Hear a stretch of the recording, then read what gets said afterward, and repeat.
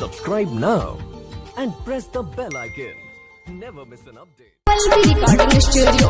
मछिया मोड़ कंचन इब्राहिमपुर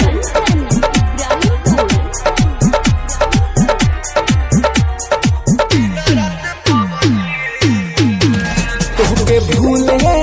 खातिर लबदी रे खेली दिन रात पबदी रे तोहके भूले खातिर लबदी रे खेली दिन रात पबदी रे ओखिया जागता निक न लागता ओखिया जागता निक न लागता अरे खाना रोटी सबदी रे तोहके भूले खातिर लबदी रे खेली दिन रात पबदी रे तोहके भूले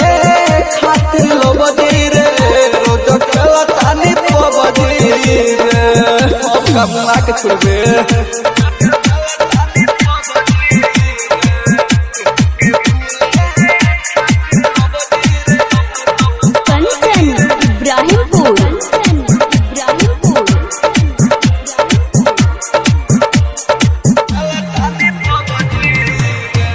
भरवा घरवा छोड़ी रही बहरा रे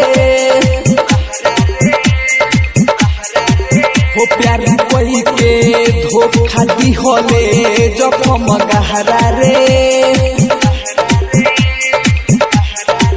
हो दिन भरवा घरवा छोड़ी रही बहरा रे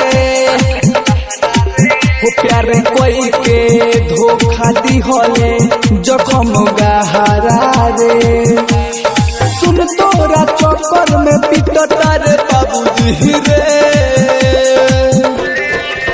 तोहके भूले